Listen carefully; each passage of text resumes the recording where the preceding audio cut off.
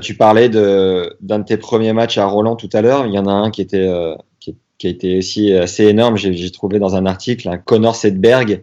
Tu parlais pas encore un mot d'anglais et tu dis Jimmy venait me dire des trucs toutes les 2 minutes. Je comprenais rien. Je répondais yes, ok, pour pas qu'il se fâche.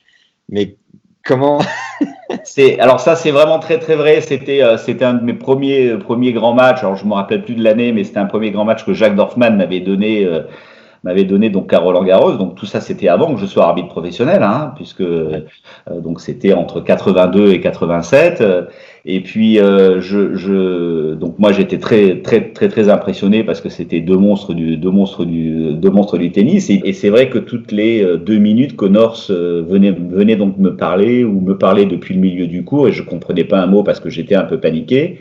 Et à un moment donné, il est carrément venu sur la chaise, il a monté les 3 premières marches de la chaise d'arbitre et il est venu me parler carrément à 10 cm de moi et il m'a pratiquement parlé pendant 20 secondes. Il était un petit peu énervé, mais 20 secondes, c'est interminable, quoi. Et je n'ai pas compris un mot.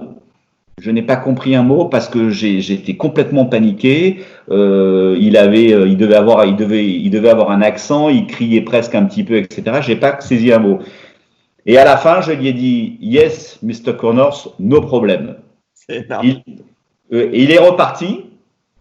Il est reparti et je sais pas si alors il a dû imaginer que j'avais dû comprendre et donc le fait que je lui ai dit ok no problème ça l'a un petit peu donc rassuré mais je n'ai jamais compris un mot et l'anecdote va un petit peu plus loin puisque quelques années après on n'est pas devenus potes loin de là mais je pense qu'il m'appréciait bien comme arbitre et je lui ai raconté cette anecdote et il s'en est un petit peu souvenu.